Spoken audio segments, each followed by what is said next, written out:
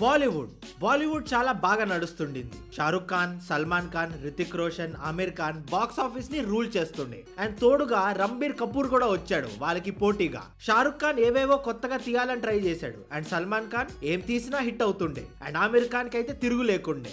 అప్పుడే out of nowhere gymnastics చేసుకుంటూ ఒకడు వచ్చాడు. వాడి పేరే టైగర్ షిరియాఫ్. వచ్చేమన్నాడో తెలుసా? क्या करूं यार, सबको आती नहीं, मेरी जाती नहीं. ఏంటది? ఏం వస్తుంది ఏం పోతుంది? రాత తప్ప. అసలు ఈ నెపోటిజం కి అగేన్స్ట్ హేట్రెడ్ లిటరల్ గా వీడితోనే స్టార్ట్ అయింది. వీడి ముందు కూడా నెపో కిడ్స్ ఉండే, కానీ వాళ్ళు ఎంతో కొంత మంచి మూవీస్ తీశారు. కానీ వీడి కెరియర్ స్టార్టింగ్ నుండి వాటి దాకా ఒక్క మంచి సినిమా తీసింది లేదు. వీడి జిమ్నాస్టిక్స్ కెరియర్ లో అతి ఫేమస్ అయిన series is the Baaghi series. ఇప్పటికి 4 మూవీస్ వచ్చాయి. అండ్ ఆ సినిమాలకి ఎటువంటి కనెక్షన్ ఉండదు, కానీ సిమిలారిటీస్ అయితే ఉంటాయి. 1 4 సినిమాలు రీమేక్సే. 2 4 సినిమాల్లో వీడి పేరు రాణీయే. అండ్ 3 4 సినిమాలు లౌడాలా ఉంటాయి. ఇప్పుడు రండి, బాగీ అనే బక్చోదీని మనము ఇప్పుడు ఎక్స్పీరియన్స్ చేద్దాం.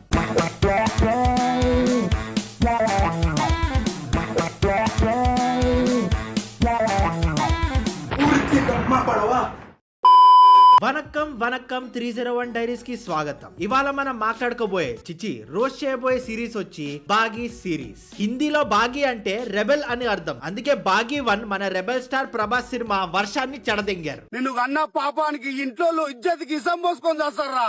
అదొకటే కాకుండా ద రేడ్ అనే సినిమాని కూడా దీంట్లో మిక్స్ చేసి రాత్ అనే కాక్టైల్ తయారు చేశారు.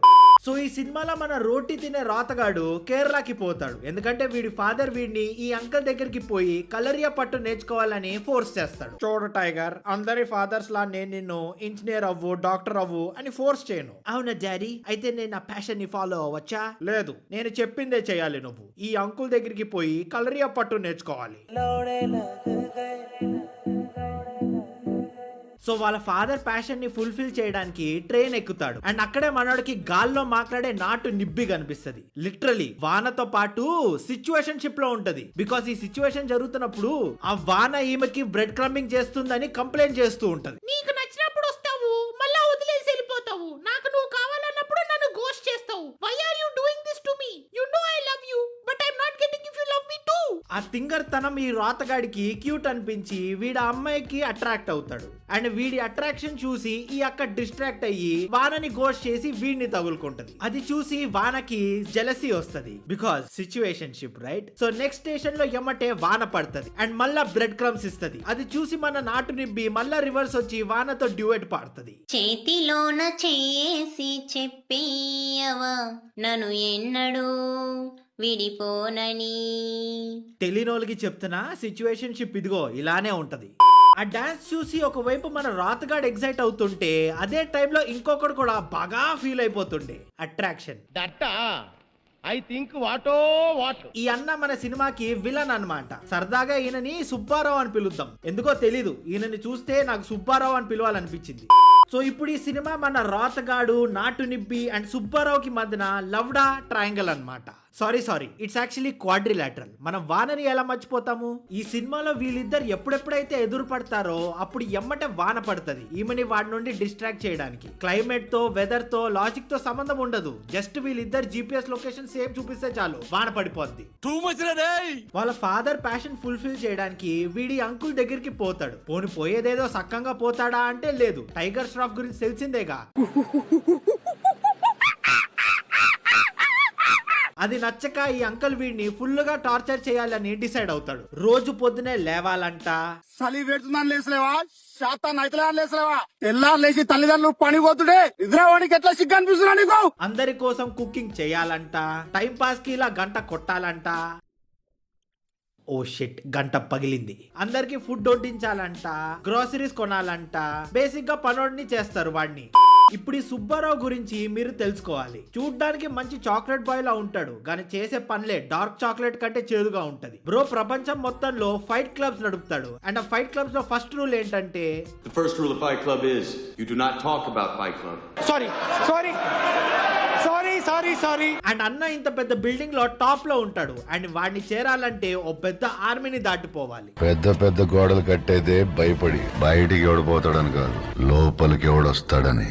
ఎస్ అన్నంటే ఒక ఎర్రిపుక్ పని చేస్తాడు. మన నాటు నిబ్బి వీడిని లవ్ చేయట్లేదని ఈమెని కిడ్నాప్ చేసి వాడి బిల్డింగ్ కి తీసుకొచ్చేస్తాడు. సో ఆమెని కాపాడడానికి మన రోతగాడు ఈ అంకుల్ దగ్గర నుండి నేర్చుకున్న మార్షల్ ఆర్ట్స్ వాడుకుని ఈ అమ్మాయిని కాపాడాలి. ఓ ఇంతకు వీడి మార్షల్ ఆర్ట్స్ ఎప్పుడు నేర్చుకున్నాడో చెప్పలేదు కదా, దానికి కూడా ఒక ఎర్రిపుక్ లాజిక్ ఉంటదిలే. ఈ అంకుల్ వీడి చేత రోజు చాకరీ చేపిస్తాడు కదా, ఆ చాకరీ వల్ల వీడికి రీఫ్లెక్సెస్ వచ్చేస్తాయి అంట అండ్ వీడి కలరియా పట్టులో ఎక్స్పోర్ట్ అయిపోతాడంట. అంతే, ఇంకా మన సుబ్బారావు బిల్డింగ్ లోకి దూరి వాడి ఆర్మీని అంతం చేసి లాస్ట్ కి మన సుబ్బారావుని వేసేసి నాటు నిబ్బితో హ్యాపీలీ ఎవర్ ఆఫ్టర్ అని అంటాడు. ఇది ఫస్ట్ మూవీ. అండ్ మీకు తెలియాల్సిన విషయం ఏంటంటే ఈ సిరీస్ లో ఇదే ది బెస్ట్ మూవీ. ఎస్, మీకుంది. In front, there is Crocodile Festival. Next Baaghi 2. ఈ సినిమా గురించి ఓ తీపి జ్ఞాపకం మీకు చెప్పాలి. లేదురా, ఇక్కడ నుంచి నువ్వు కొంచెం రెస్ట్ తీసుకో, నేను తగులుకుంటా. ఎందుకంటే అది ఎంత పెద్ద ట్రామా ఇచ్చిందో నాకు ఇప్పటికీ గుర్తుంది. ఆ రోజు బుధవారం కాలేజ్ హాస్టల్లో చికెన్ పెట్టేటోళ్ళు నేను నిఖిల్ గాడది పుష్టిగా తిని మూసుకొని హాస్టల్కి వెళ్ళిపోవచ్చు కదా. లేదు, ఎందుకో యూట్యూబ్ ఓపెన్ చేసాం. అక్కడ కనిపించింది మాకు బాగీ 2 ట్రైలర్ అని. అసలు ఈసారి ఏం కామెడీ చేసి ఉంటాడా అని ఓపెన్ చేస్తే తిన్న చికెన్ మొత్తం. Baaghi 2 is the remake of క్షణం బై అడ్విశేష్. 1.1 CR పెట్టి ఎక్స్ట్రాడినరీగా తీసిన మూవీని 59 CR పెట్టి రీమేక్ చేసి రోత పుట్టించారు. ఒరిజినల్ కంటే 50 టైమ్స్ ఎక్కువ బడ్జెట్ పెట్టి 50,000 టైమ్స్ ఎక్కువ చెడదెంగారు ఒరిజినల్ ని. ట్రైలర్ లో ఇలా హీరోయిన్ ని కొట్టే సీన్ అండ్ నా కూతుర్ని కాపాడవా అనే సీన్ చూసినప్పుడే మాకు అర్థమైపోయింది ఇది క్షణం రీమేక్ అని. కానీ దాని తర్వాత ఏదైతే జరిగిందో అది మాత్రం ఒరిజినల్ మూవీ ఒక సింపుల్ థ్రిల్లర్ మూవీ. కానీ ఈ సినిమా ట్రైలర్ లో మన రోతగాడు పోలీసుల్ని కొట్టడం చూపిస్తారు. సరే పోనీలే అనుకున్నా, ఎంతో కొంత సినిమాటిక్ లిబర్టీ తీసుకొని ఉంటారు అని. ఆ తర్వాత వీడెక్కడికో పోయి ఒక ఆర్మీ మొత్తాన్ని లేపి దెంగుతాడు.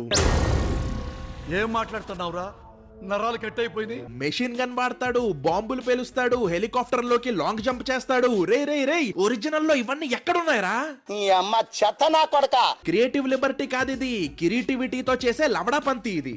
ఒరిజినల్ లో సత్యం రాజేష్ ఒక సీరియస్ రోల్ లో కనిపిస్తారు after years of being a comedian. And నిజం చెప్పాలంటే చాలా బాగా చేశారు యాక్టింగ్. బట్ బాగీ 2 అనే రోతలో ఈ రోల్ రణదీప్ హూడా చేస్తాడు. అండ్ నిజం చెప్పాలంటే పెద్ద కమిడియన్ లా ఉంటాడు. సినిమా మొత్తంలో గాంజా కొట్టడం తప్ప ఇంకేం చేయడు.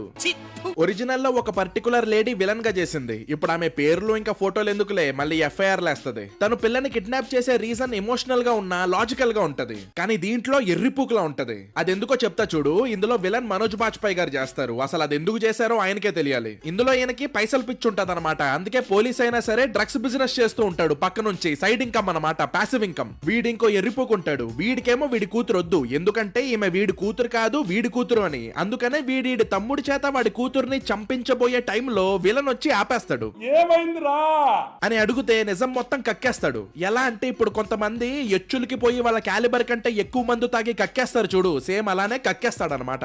ఇదంతా విన్న విలన్ గాడు ఒక ఎర్రిపుకు లాజిక్ చెప్తాడు. నా డ్రగ్స్ దందాకి ఒక కన్సైన్మెంట్ 2 months లో వస్తది, దానికి నీ షిప్ కావాలి. సో అప్పటిదాకా నీ కూతురు నా దగ్గరే ఉంటది, బతికే ఉంటది. అరే ఎందుకురా కామన్ సెన్స్ ని కుక్కలతో మింగిస్తారు? వీడికి ఎలాగో ఆ మొద్దు, వాడి కూతురు వద్దుడికి. అలాంటి అమ్మాయిని కిడ్నాప్ చేసి వీడిని బ్లాక్ మెయిల్ చేసి పనులు చేయించుకుందాం అనుకుంటావేంట్రా? సరే ఇదంతా వాడికి తెలియదు, అందుకనే చేస్తున్నాడు అనుకుందాం. కానీ కొండెర్రిపుగ్గాడు గంగిరెద్దులా తలూపి వాడు అడిగింది మొత్తం చేసేస్తాడు. అంటే ఈడు బ్లాక్ మెయిల్ అయిపోతాడు కూడా. ఇంత విధ్వంసం జరిగాక కూడా ఈ సినిమాకి 200+ crores కలెక్షన్స్ వచ్చి టైగర్ ష్రాఫ్ గాడి కెరియర్ లోనే ది బెస్ట్ హిట్ గా నిలిచింది. రే చాలా పాపం రా. నిజం మాస్టర్, రే చెప్తున్నా వచ్చాడు. చాలా పాపం రా. కలియుగంలో అన్యాయాలు ఎక్కువైపోతాయంటే ఏదో అనుకున్నా, ఇలా అని ఇప్పుడు అర్థమైంది. మరి లేకపోతే ఏంట్రా? క్షణం ఒక మంచి సినిమా, దాన్ని చెడదెంగిందే కాకుండా ఈ నార్త్ నిబ్బాగాళ్ళందరూ ఆ సినిమాని చూసి 200 crores+ కలెక్షన్స్ ఇచ్చారంట. ఇదేది దీంతో కొట్టుకొని చచ్చిపోతా. నెక్స్ట్ వచ్చింది బాగీ 3. అరే బాబోయ్, దరిద్రం ఇంకా దౌర్భాగ్యం వితౌట్ కాండం దెంగించుకుంటే వచ్చింది కళాఖండం. ఈ సినిమా వెట్టయ్యనని ఒక తమిళ సినిమా remake. And highlight mind bending విషయం ఏంటో తెలుసా? ఒరిజినల్ స్టోరీలో ఫస్ట్ హాఫ్ ని మాత్రమే వాడుకున్నారు ఈ సినిమాలో. మరి ఇంకెందుకు రీమేక్ చేసినట్టు నా మొడ్డలోది. అండ్ సెకండ్ హాఫ్ ఉంటది సార్, సూపర్, సర్టిఫైడ్ సూపర్. ఏంటిది కామసూత్రాలో ఒక కొత్త సూత్రమా? దీనమ్మ దింపో, ఎలపరం వస్తుంది దింపో. ఈ సినిమా స్టోరీని దెంగాలన్నా ఈ సినిమాలో స్టోరీ ఉండదు. సినిమా మొత్తం మన రోతగాడు జిమ్నాస్టిక్స్ పేరుతో లాజిక్ ని గ్రావిటీని ఒంగోబెట్టి BDSM చేస్తూ ఉంటాడు. అబ్బా ఇదేం సినిమా సార్, వెరస్ట్ ఫస్ట్ హాఫ్ అంతా లోకల్ గుండాగాలతో ఫైట్ చేస్తూ ఉంటాడు అండ్ సెకండ్ హాఫ్ రాగానే డైరెక్ట్ గా తీవ్రవాదులతో ఫైట్ చేస్తూ ఉంటాడు. That to in Syria. అంటే బ్రెయిన్ రాట్ గొద్దలో బ్యాంబూ స్టిక్ దూరిపోయినట్టే ఏది పడితే అది చూపిస్తున్నారు.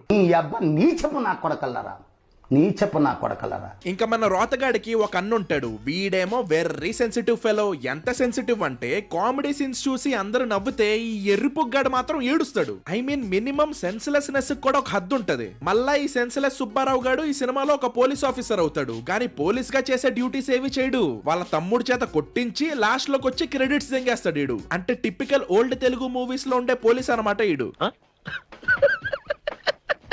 ఆ కొట్టుడు కూడా చూడు ఎలా కొడుతున్నాడు. మనుషులు అనుకుంటున్నావా, కాటన్ క్యాండిల్ అనుకుంటున్నావా? అలా ఎగర దింగుతున్నావేంట్రా అందరినీ. ఇంకో ఫైట్ లో అయితే ఏకంగా మిక్సీ గ్రైండర్ లో కొబ్బరి ముక్క తిరిగినట్టు తిరుగుతాడయ్యా.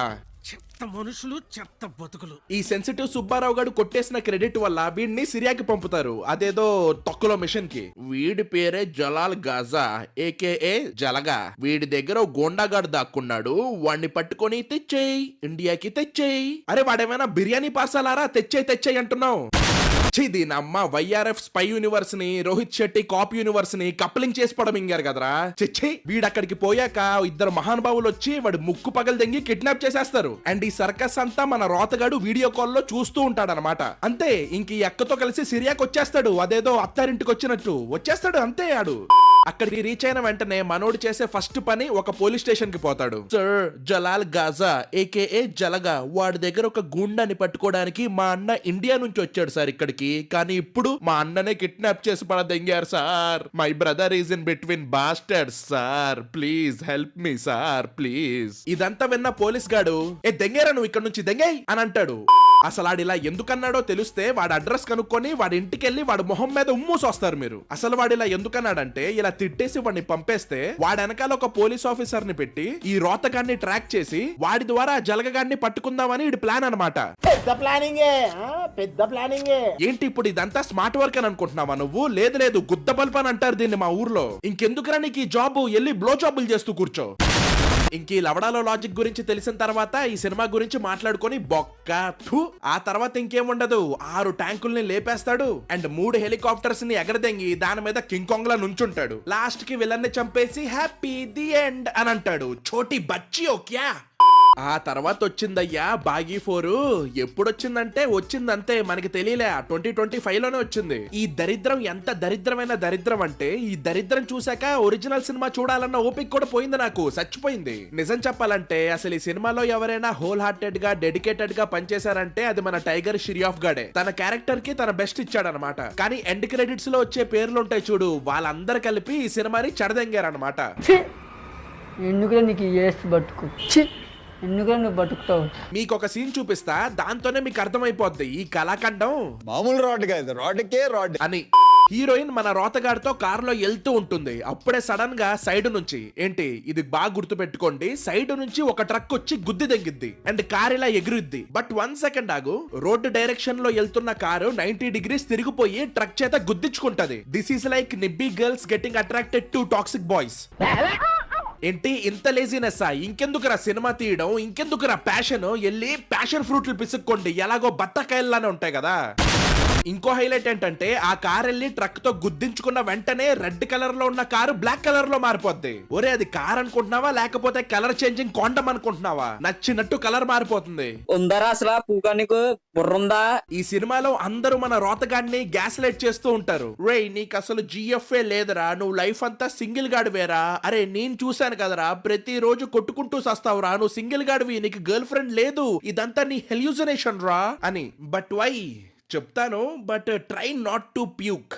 ఈ గొట్టంగాడు ఉన్నాడు కదా, వీడి పేరే చాకు. కానీ వీడు పెద్ద జాకాస్ గాడు. సో వీడికి ఒక గర్ల్ ఫ్రెండ్ ఉంటదంట. కరెక్ట్ గా వీళ్ళు పెళ్లి చేసుకునే టైంలోనే ఒక గ్యాంగ్ వచ్చి వీళ్ళని అటాక్ చేసి పడదొబ్బుతారు. అండ్ ఆ అటాక్ లో ఈ అక్క చచ్చిపోద్ది. ఇంత దరిద్రం జరిగాక మన జాకాస్ గాడు ఒక చర్చికి వెళ్ళి, ఏంటి God what is this behaviour, అలా ఎలా తీసుకెళ్లిపోతావు నువ్వు నా గర్ల్ ఫ్రెండ్ ని? ఇప్పుడు నువ్వు తనని తిరిగి ఇవ్వలేదనుకో ఈ వరల్డ్ మొత్తాన్ని మడ్డగుడిపేస్తా, ఎందుకంటే I'm the bad guy, I'm the villain. ఇలా చెప్పి నమ్మటే చర్చ్ నుంచి బయటకు వచ్చి చూస్తే ఆ జాకాస్ గాడికి సేమ్ వాళ్ళ గర్ల్ ఫ్రెండ్ ఫేస్ ఉన్న ఒక అమ్మాయి కనిపిస్తది. అండ్ ఎస్, మనం అందరం అనుకున్నట్టే ఆ హీరోయిన్ యొక్క బాయ్ ఫ్రెండ్ ఎవరో కాదు, మన రోతగాడు. అందుకే ఈ జాకాస్ గాడు ఇందాక జరిగిన ఒక లాజిక్ లెస్ యాక్సిడెంట్ ని చేయించి హీరోయిన్ ని కిడ్నాప్ చేస్తాడు. కిడ్నాప్ చేశాక పెళ్లి చేసుకోమని ఫోర్స్ చేస్తాడు. కానీ ఈ అక్కేమంటదంటే, నా రోతగాడికి ఎలా అయితే రోత ఎక్కువో సేమ్ అలానే నా లవడాగాడికి లవ్ కూడా ఎక్కువే, ఎప్పటికీ నన్ను మర్చిపోడు. ఇఫ్ ఇన్ కేస్ మర్చిపోతే అప్పుడు చూద్దాం, పెళ్లి చేసుకుంటా. సో అందుకే ఈ జాకాస్ గాడు మన రోతగడి లైఫ్ లో ఉన్న వాళ్ళందరినీ కొనేసుకొని వీడిని అలా గ్యాస్ లైట్ చేయిస్తూ ఉంటాడనమాట. బోనస్ గా వీడికి ఒక అమ్మాయిని కూడా పరిచయం చేస్తాడు హీరోయిన్ ని మర్చిపోవడానికి. కానీ మన అక్క చెప్పినట్టే ఈ లవడాగాడికి లవ్ ఎక్కువ కదా, మర్చిపోడు. ఈ మొత్తం అబద్ధం నుంచి బయటపడి విలన్ ఎవడో కనుక్కొని వాడిని చంపేసి హీరోయిన్ తో హ్యాపీలీ ఎవర్ ఆఫ్టర్ అని అంటాడు. అసలు తప్పు మొత్తం ఈ జాకాస్ గాడిదేరా. స్టార్టింగ్ లోనే ఈ రోతగాడిని చంపేసి ఉంటే ఈ పెంటంతా ఉండేది కాదు కదా మాకు. కానీ లేదు, ఇలాంటి పూకులు వేసాలు వేయాలి అండ్ మా ఐక్యూని అటాక్ చేయాలి.